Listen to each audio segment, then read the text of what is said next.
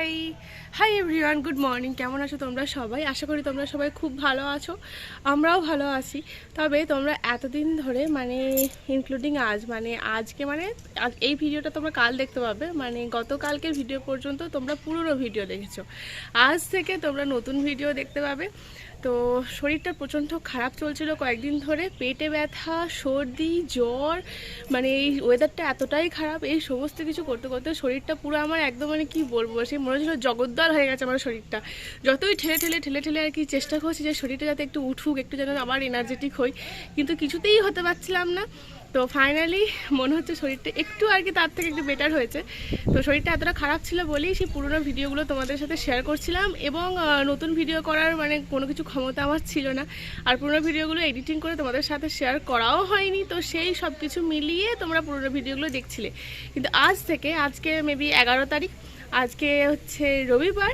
তো আজ থেকে তোমরা নতুন ভিডিও দেখতে পাবে। চলো আজকে ভিডিওটা আমি এখান থেকে শুরু করছি, আশা করি তোমাদের দেখতে খুব ভালো লাগবে। সকাল থেকে তো প্রচুর ঠান্ডা, সে রোদের জোর ভালোই উঠেছে, কিন্তু রোদটা ঠিক গায়ে লাগছে না, কারণ প্রচুর সকাল থেকে ঠান্ডা হাওয়া দিচ্ছে। আমি ছাদে এসেছিলাম জামাকাপড়গুলো মিলতে, জামাকাপড়গুলো সব মেলা হয়ে গেছে। এখন আমি যাচ্ছি নিচে, অস্মিকে খাওয়াবো, তারপর কাজকর্ম শুরু করব। আজকে জলখাবারে কি হয়েছিল জানো? বকফুল আর আলু ভাজা।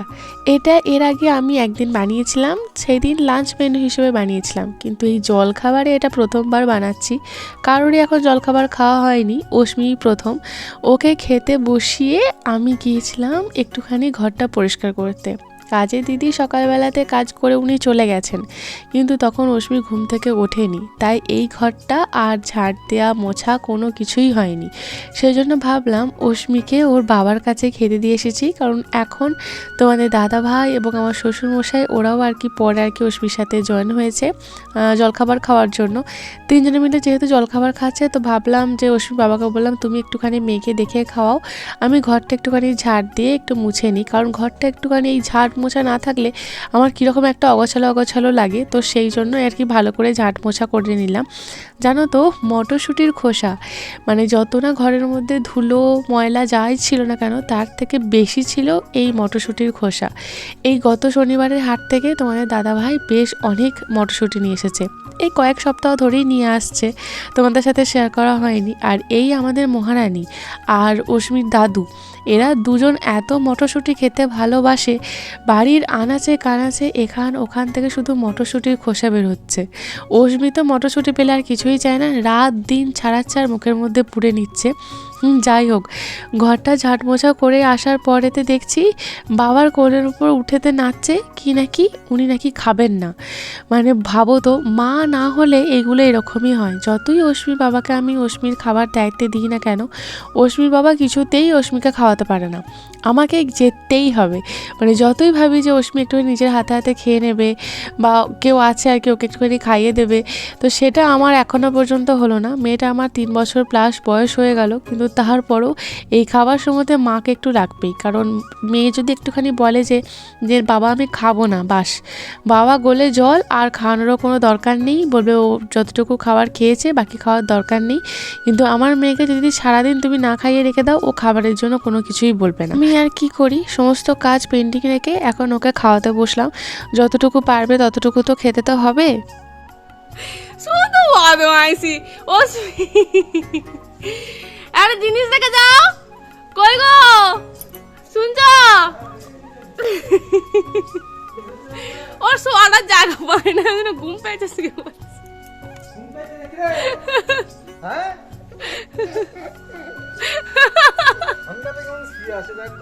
গরম করছে, সেই জন্য শুয়ে আছে। সারাটা দিন ধরে মহারানী যে আমার কত দুষ্টুমি করে, আর সেগুলো যদি তোমাদেরকে আমি প্রত্যেক দিন দেখাতে পারতাম, তাহলে যে তোমরা ভেবেই কুল পেতে না যে এই ছোট্ট পাকা বুড়িটা সারা দিন পুরো ঘরটাকে মাথায় করে রাখে। চুলগুলো বেশ বড় বড় হয়েছে, ভালোই হয়েছে। সরস্বতী পুজোর সময়তে মানে চুলটা বেশ ভালো করে বাঁধা যাবে, কি ভালোই না লাগছে। আমার শ্বশুরমশাই আর কি বলছিলেন, মানে যখন আমি এখন চুলটা বাঁধছি অস্মির, তখন শ্বশুরমশাই বলছেন কি যে কয়েকদিন পর তো এবার বিনুনি হবে। সত্যি করেই তাই, এই মেয়ের চুলটা, মেয়ের কতটা না শখের জানি না, কিন্তু আমার ভীষণ শখের, খুব শখ করে ওই চুলটা রাখি। ও এখন যাবে ছোটো কাকিমাদের বাড়ি, তো তার আগে একটুখানি চুলটা বেঁধে দিলাম, কারণ এখন চুলটা যেহেতু একটু অনেকটাই বড় হয়েছে, নাকের পুরো কাছাকাছি চলে এসেছে জানো, কি খুশিই না আমি। চোখের সামনে ঘোরে, সেটা তো ভালো লাগে না, তাই বেঁধে দিলাম। না তুমি যাও, তুমি চলো চলো চলো যাও। না মা তুমি যাও না, বলতে নাই। ওনার আজকে ইচ্ছা হয়েছে ভাইকে কোলে করে নিয়ে উনি যাবেন ছোটো ঠাম্মিদের বাড়ি, কিন্তু এই ভাইয়ের যে আজকে কি করুণ পরিস্থিতি, এই এতটুকু রাস্তা গেছে, কতবার যে কে ফেলেছে, মানে ওকে আর কি কাছড়ায় দিচ্ছে, তুলে আছাড় মারা যাকে বলে সেরকম। ও নাকি দুষ্টুমি করছে, তাই ওকে এইভাবে আছাড় মারছে, আবার আদর করছে, কোলে তুলছে, এই সমস্ত কিছু করছে জানো। এই মাছগুলো গতকাল হাট থেকে তোমাদের দাদাভাই নিয়ে এসেছে, কিছু শিঙ্গি মাছ আছে আর কিছু ল্যাটা মাছ আছে। এই মাছগুলো আজকে হবে, গতকালকেও হয়েছিল, কিন্তু গতকালকের তো ভিডিও তোমাদের সাথে শেয়ার করা হয়নি, তাই আজকে একটুখানি তোমাদেরকে দেখালাম। চলো এবার সব কিছু গুছিয়ে টুছিয়ে নিয়ে যাই রান্নাঘর মানে আমার এখানে মাটির উনুন বাড়ির বাইরে। তো সব কিছুই মোটামুটি কাটা বাছা আমার শাশুড়িমা করে দিয়েছেন, কিন্তু আদা রসুনটা ছাড়াতে উনি আর কি সময় পাননি, তো সেই জন্য এখন আমি একটুখানি আদা রসুনটা বসে বসে ছাড়িয়ে নিচ্ছি। আর ওদিকে তো ভাতটা হচ্ছে। এখানেতে একদিকে কি সুবিধা জানো, মানে বসে বসে যেমন আমি রান্না করি, পাটার দিক থেকে তো অতটা আমার সমস্যা হয় না, কারণ বসে বসে রান্না। তো যখন একদিকে রান্না হয় আর একদিকে ছোটো ছোটো যে সমস্ত কাজগুলো থাকে, তো সেগুলো তো আমি করিই নিই। তবে রসুন ছাড়াতে প্রচুর বেশি সময় লাগে, আর যেহেতু আদা রসুনটা এখনও ছাড়ানো নেই, তো সেই জন্য ভাবলাম যে আগে এগুলোকে কেটে নিই, তারপর ভাতটাকে নামাবো। তো আজকেও হবে পুনকো শাক, কারণ আমার না একদিন খুব ইচ্ছা আছে, আমার শ্বশুরমশাই যেখানে আর কি জমিতে আর কি এই সমস্ত কিছু সবজি চাষ করেছেন, সেটা একবার দেখতে যাওয়ার। এর আগের বছরও একবার দেখতে গিয়েছিলাম, কিন্তু এই বছর একবারও যাওয়া হয়নি।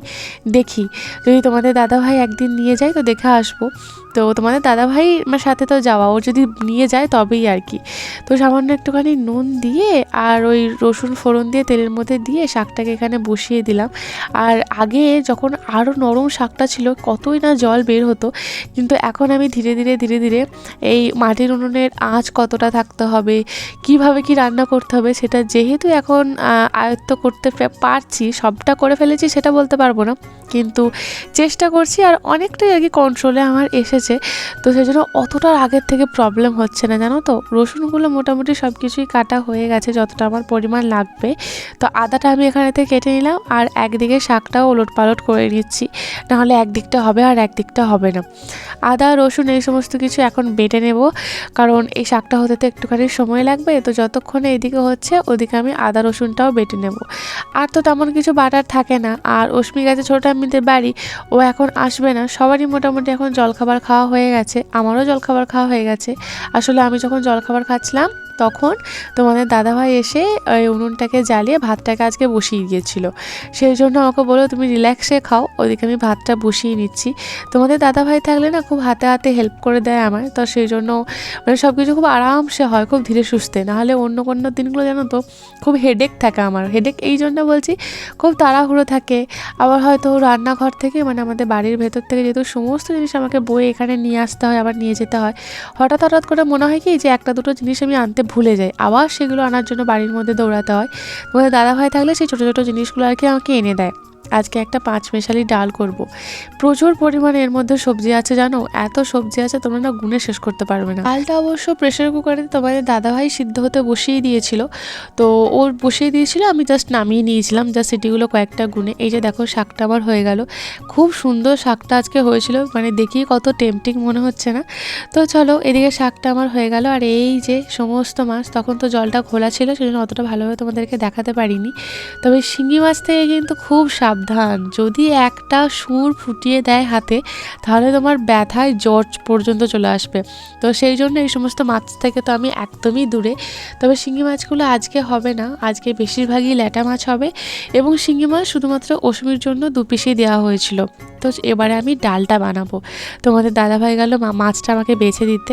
ও যতক্ষণে মাছটা আমাকে বেছে ধুয়ে এনে দিচ্ছে ততক্ষণে আমি ডালটা করে নিই। প্রচুর সবজি ছিল এর মধ্যে, জানো, এত সবজি ছিল যে গুণে শেষ করা যাবে না। এদিকে মশলাটা কষাই, ততক্ষণে তোমাদেরকে কী কী সবজি আছে সেগুলো বলি। ছিল ওলকপি, বাঁধাকপি, মটরশুঁটি, আর কি কি ছিল জানো, বিট, গাজর, আরও অন্যান্য কিছু সবজি ছিল, কুমড়ো ছিল, রাঙা আলু ছিল। মানে বুঝতে পারছো কত ধরনের সবজি ছিল, গুনে বলো তো কত ধরনের সবজি ছিল। তো সেই সমস্ত সবজিতে একটা 5 মেশালি ডাল, যে ডালটা আগে আমি অশ্মির জন্য করতাম, কিন্তু এখন আমাদের বাড়ির সবাই খায় অশ্মির সাথে সাথে। সাথে ধনেপাতাও দিয়ে দিয়েছিলাম নামানোর আগে। অসম্ভব টেস্টি খেতে হয়েছিল, মানে পুষ্টিগুণে তো ভরপুর, কিন্তু টেস্ট ওয়াইজও খুব সুন্দর ছিল। আর একটা সবজি আজকে বানাবো, সেটা হচ্ছে এরকম আলু আর পেঁয়াজ কলি ভাজা। এই পেঁয়াজ কলি যে কতটা আমার প্রিয় সেটা তোমাদেরকে আর বলতে হবে না, তোমরা তো জেনেই গেছো। তবে প্রত্যেকবার যখন পেঁয়াজ কলি নিয়ে আসে ম্যাক্সিমাম ক্ষেত্রে আমি পেঁয়াজ কলি দিয়ে ঝালটাই বানাই, কিন্তু আজকে আমার শ্বশুরমশাই বললো পেঁয়াজ কলি দিয়ে ঝাল বানাতে হবে না, ঝালের মধ্যে যেন পেঁয়াজ কলিটা না দিই, কারণ ওনার এখন পেঁয়াজ কলি ছাড়া ঝাল খেতে ইচ্ছা হয়েছে। সেই জন্য তোমাদের দাদাভাই বললো তাহলে পেঁয়াজ কলিগুলো আলু দিয়ে ভেজে দাও। তাই সেইভাবেই আর কি পেঁয়াজ কলি আলু ভাজা করব। এটাও কিন্তু আমার খেতে ভীষণ ভালো লাগে। হাতে তুমি নেবে? না না না না, তাহলে এই সাইজটা, কোন সাইজটা? এই যে সাইজটা, এইটা এইটা এটা নেবো আমি। এটা নিয়ে কি করবো? যে রান্না করে না, ওই রান্নার ভেতরে দিরা। আর তুমি কোনটা খাবে? আমি হ্যাঁ, এই পর্যন্ত তুমি কোনটা খাবে আমাকে দেখাও। আমি এইটা খাবো। কোনটা? এইটা। এইটা? আহ, আচ্ছা ঠিক আছে, আমাকে দিয়ে দাও, আমি রান্না করি। দাও দাও, আমি রান্না করি। না দাও, দেবো না। দিয়ে যাও, আমি রান্না করি। এখানে আসা যাবে না। ওই যে জায়গা দাও। সব গরম ঝোল আছে। ওটা বড়। হয়েছে এবার? এইটা কি করবো বল এখানে বসে? রান্না করো। কি করবো? রান্না। ওকে কোলে নিয়ে ওকে রান্না করতে হবে। ভগবান, এই পাতা, আমার পাতা। তোমার পাটা গরম লাগছে? হ্যাঁ। গরম লাগছে তো? এখানে গরম, এখানে আগুন, এখানে বসতে নেই। না করবো। তো বাবা কোথায়? না না, আমি দেবো না। তো বাবা কোথায় বল? তো বাবা কোথায়? বাবাকে ডাকো। তুমি বসে বসে রান্না করবে? রান্না দেখবে তুমি মায়ের? মা কি রান্না করতে দেখবে? বলো, খাবে নাকি বলো?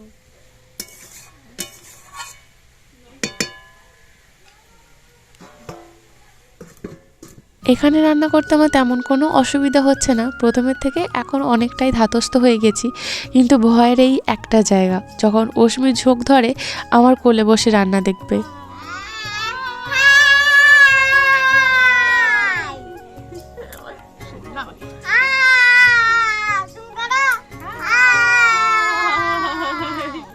চলে তুমি চলে যাও, হয়ে গেছে। মায়ের রান্না রেখে দিয়েছো তো? মায়ের রান্না রেখে দিয়েছো, মায়ের এক্ষুনি রান্না হয়ে যাবে, চলে যাও। এখান থেকে চলে যাও মা। তুমি তোমার ভালো মেয়ে না, তুমি আমার লক্ষ্মী মেয়ে। যাও চলে যাও। তুমি তো লক্ষ্মী মেয়ে। আমার পিছনে তোমরা দেখতে পাচ্ছ প্রচুর ধানের বস্তা, এগুলো রাখার জন্য আমার এই রান্নার জায়গাটা অনেকটা সংকীর্ণ হয়ে গেছে। না হলে এগুলো যখন ছিল না তখন এই জায়গাটা বেশ অনেকটাই জায়গা ছিল, অশ্মি আসতো, খেলতো, বসতো, অতটা কোনো সমস্যা হতো না। কিন্তু জায়গাটা যেহেতু ছোট, আবারই অশ্মি কোলে এসে বসছে, এত আগুনের তাপ, মাঝে মাঝে আগুনগুলো বেরিয়েও আসছে, ভীষণ একটা ভয়ের জায়গা। অশ্মির বাবাকে অনেকক্ষণ ধরে ডাকাডাকি করছিলাম যাতে অশ্মিকে এখান থেকে নিয়ে যায়, কিছুতেই তো ওকে আমি মানা বানাতে পারছিলাম না, কিন্তু অশ্মির বাবা বাড়িতে ছিলই না। এখানে রান্না করার ফলে বাড়িতে কি কি ঘটছে না ঘটছে, কে কোথায় আছে বা কে কোথায় যাচ্ছে, এগুলো পুরোটাই আমার নজরের বাইরে চলে যায়। আমি কোনো কিছুই দেখতে পাই না। তারপর অবশেষে আমি আমার শ্বশুরমশাইকে ডাকি। অনেক বলার পর, অনেক ডাকার পর তারপরেতে উনি এসে অশ্মিকে তখন নিয়ে যায়। মানে এটা যে কি ভয়ের একটা সময়, মানে যখন আমি একা একা রান্না করি তখন একদম নিজের মতো করে রান্না করি, কিন্তু যখন অশ্মি আসে তখন আমার মানে মাথাতেই থাকে যে কতক্ষণে আমি অশ্মিকে এখান থেকে বাইরে পাঠাবো। কিন্তু মাঝে মাঝে যখন বাচ্চা মানুষ চোখ ধরে, মায়ের কাছে তো আসতে তোর ইচ্ছা করবি, তখন আমার প্রচণ্ড ভয় লাগে। অশ্মির বাবা থাকলে চেষ্টা করি কিছু কিছু টুকটাক সবজি যেগুলো আর কি ও খেতে বেশি পছন্দ করে সেরকমগুলি রান্না করার। আর অশ্মির বাবা বাড়িতে থাকলে একটা দুটো পদও আর কি বেশি হয়, সে তো তোমরা জানোই। পেঁয়াজকলি আলু ভাজাটা একদমই পারফেক্টভাবে ভাজা হয়েছে, যেটা তোমাদের দাদাভাই আর কি বললো, ভীষণ সুন্দর ভাজা হয়েছে। আর এর ফাঁকে কিন্তু আমি অশ্মিকে স্নান করিয়ে এসেছি। মানে বুঝতে পারছো, কাজও চলে, রান্নাবান্নাও চলে, আবার অশ্মিকে গিয়ে দেখাশোনাও চলে। তবে তার মধ্যে হয়ে যায় কি, আমার উনুন একদম নিভিয়ে একদম জুড়িয়ে জল হয়ে যায়। তারপর তোমাদের দাদাভাই যেহেতু বাড়িতে রয়েছে, ও আবার নতুন করে আমাকে উনুনটা ধরিয়ে দেয়। এরপর আমি বসাবো মাছের ঝালটা। সব মাছগুলো একে একে ভেজে নেব। তবে এখন কিন্তু বেলা প্রায় অনেকটাই হয়ে গেছে, 1:05 মতো বাজছে। অশ্মিকে স্নান করানোর পর আমি যখন এখানে বসে রান্না করছি, আর আমাদের গেটটা আর কি খোলা ছিল সদর দরজার, অশ্মি সেই ব্যাকে চলে গেছে ছোট ঠাম্মিদের বাড়ি। কখন যে চলে গেছে আমি বুঝতেও পারি। আমি এমন একটা পরিবারে বাস করি যে আমার বাচ্চা কোথায় যাচ্ছে না যাচ্ছে সে খবরটুকুও দেওয়ার মানে আমার লোকের অভাব। সে যাই হোক, সেসব কথা বাদ দাও। কিন্তু যখন আমার রান্না বান্না আমি কমপ্লিট করি, এসে দেখি যে অশ্মি বাড়িতে নেই। আর আমি মনের সুখে রান্না করছিলাম এই ভেবে যে আমার গেটটা তো লাগানো আছে, অশ্মি বাড়ির বাইরে যেতে পারবে না। কিন্তু গেটটা যে কখন খোলা হয়েছে এবং কে খুলে দিয়েছে, তারপরে আবার অশ্মি বেরিয়ে গেছে, এটাকে আমি একদম আমার মানে কি বলবো, মানে আমি এতটুকুও বুঝতে পারিনি। তো সেই জন্য অশ্মি গিয়ে ছোট ঠাম্মিদের বাড়িতে গিয়ে এটা ওটা খেয়েও ফেলেছিল। তো তার জন্য অশ্মি আজকে দুপুরে কোনো কিছু খাবার খেতেও পারেনি। আমি চেষ্টা করি অশ্মিকে স্নানের পর আর বাড়ির বাইরে না বের করার, যাতে ও বাড়ির মধ্যে থাকে। আর মানে দুপুরের খাবারটুকু বা যখন যা খাবার সময় সেগুলো যাতে ও ঠিকঠাকভাবে খেতে পারে। কিন্তু আজকে পুরো ব্লান্ডার হয়ে গেছিলো, মানে কি আর বলবো, সে আর ছাড়ো সেসব কথা। মাছের ঝাল আমার একদম রেডি, আর 2 পিস শিঙি মাছ তুলে রাখলাম অশ্মির জন্য। এরপর আমি যখন ভাবলাম যে এবার বাড়ির মধ্যে গিয়ে অশ্মিকে খাওয়াবো, বেলা অনেকটাই হয়ে গেছে, কারণ যত বেলা বাড়ে তত তো আমি যেহেতু মা, আমার মাথাতে সবসময়তেই চলে বেলা হয়ে যাচ্ছে, অনেকটা দেরি হয়ে যাচ্ছে, মেয়েটাকে আমাকে খাওয়াতে হবে। ঘরের মধ্যে গিয়ে দেখি মহারানী আমার নেই। আবার দৌড়ে যায় ছোটো কাকিমাদের বাড়ি। আর যে ভয়টাই আমি পাচ্ছিলাম যে এখন যেহেতু গেছে, যেহেতু খাবার সময়, তো অশ্মি খেয়ে ফেলবে ওদের বাড়িতে, তাহলে আর বাড়ির মধ্যে আমি যে এত কিছু ওর জন্য রান্না করলাম কোনো কিছুও খেতে পারবে না। আর ঠিক সেটাই হলো। আজকে মনটা আমার ভীষণ খারাপ হয়ে গেছিলো দুপুরবেলা। স্নান টান করে ছাদে এসেছি, এখন আমি খাবো। এত রোদ তাকানো যাচ্ছে না। সবারই খাওয়া কমপ্লিট হয়ে গেছে, সবার শেষ। বাড়ির বউদের যেমন হয় যে সবার শেষে খেতে বসা, আমারও তাই। আমি আর অন্যথা নই, বিপরীত নই। তো এখন আমি ছাদে এসেছি, এই স্নান টান করে এলাম। চোখ দিয়ে জল পড়ছে, মানে এতটা রোদের জল তাকাতে পারছি না। চোখটা কি হলো কে জানে। তো যাই হোক, চলো স্নান করে এসে একটু একটু তো শীত শীত করছি। চোখটা কি হলো কে জানে, কি ব্যথা হচ্ছে। যাই হোক, চলো আজকে দেখিয়ে দিই তোমাদেরকে লাঞ্চে মেনু আজকে কি কি রান্না আমি করলাম। বহু পদ আজকে আমি রান্না করেছি। ভাত, এটা হচ্ছে পুনকো শাক ভাজা, পেঁয়াজ কলি আলু ভাজা, আর সেই মাছের ঝাল, মানে ল্যাটা মাছ, শিঙি মাছ, আলু দিয়ে যে ঝালটা বানিয়েছি সেটা। আর এটা হলো ধনে পাতা, আমলকি, আরও অনেক কিছু, আদা রসুন হেনা তেনা অনেক কিছু আছে, টমেটো থেকে শুরু করে। তো এই ধনে পাতার চাটনিটা অশ্মির বাবা বানিয়েছে, এটা আমি বানাইনি। আর এই হচ্ছে সমস্ত সবজি দিয়ে ডাল। আর এটা আজকে নয়, এটা গতকালকের, মূলো দিয়ে আর সেই শাকের গোড়া এটা ওটা দিয়ে তেঁতুলের টক। পুরো থালা আমার আজকে সেজে গেছে। হাই, এখন ঘড়িতে বাজছে বিকাল 5:10। আমি একটুখানি রেডি হয়েছি, রেডি হয়ে আমরা তিনজনই রেডি হয়ে গেছি অলমোস্ট। অশ্বির বাবা একটু রেডি হচ্ছে। আমরা এখন যাচ্ছি আমাদের যে লোকাল মার্কেট আছে, তো সেখানে। সামনেই তো সরস্বতী পুজো, আর জাস্ট একটা সপ্তাহ, দেড় সপ্তাহ পর সরস্বতী পুজো। তো অশ্বির জন্য আমি ভেবেছি একটা শাড়ি কিনবো। তো অনলাইনে অনেক শাড়ি দেখেছি, কিন্তু অনলাইনের এই ড্রেসের প্রতি আমার একটু অনীহা আছে, একটু ভয় ভীতি কাজ করে, তোমরা তো জানোই। তো সেই জন্য একটুখানি আমাদের যে মার্কেট আছে সেখানেতে ঘুরি। আমার যে প্রিয় দোকান আছে যেখানেতে আমি যতবারই গেছি ততবারই অবাক হয়ে যাই যে এই দোকানে তো এখনও এই সমস্ত জিনিসগুলো পাওয়া যায়। তো সেই জন্য একটুখানি ট্রাই করতে চাইছি যে যদি পেয়ে যাই তাহলে আমি এখান থেকেই নেব, আর যদি না পাই তাহলে আমাকে আদার অপশান ভাবতে হবে। তো নেগেটিভ কথা বলবো না, পজিটিভ কথাই বলি যেন পেয়ে যাই। তো অলমোস্ট মানে চিন্তাভাবনা করেই নিয়েছি। তোমাদের দাদাভাই বেশি চিন্তাভাবনা করে নিয়েছে যে শাড়ি নাকি ও এখান থেকেই কিনবে, কিন্তু দোনামোনাটা আমি করছি। তো যাই দেখি, যদি পছন্দ হয় তাহলে নেব, না হলে অন্য কথা ভাববো। আর তার সাথে কিছু টুকিটাকি সাজের জিনিস আমি অস্মির জন্য কিনবো। অস্মির একটা শাড়ি ছিল, সেটা অন্নপ্রাশনের শাড়ি, তো সেই শাড়িটা এখন ছোট হয়ে গেছে, সেটা এই বছর আর পরানো যাবে না। আগের বছর হাতে করে দিয়েছিল কিন্তু অন্নপ্রাশনের শাড়িটা পরেই। তো এই বছর সরস্বতী পুজোতে ওকে একটা শাড়ি কিনে দিতে হবে। অনেকদিন আগে থেকেই কিন্তু আমি ভেবে রেখেছিলাম আর এই দিনটার জন্য ওয়েট করেও ছিলাম।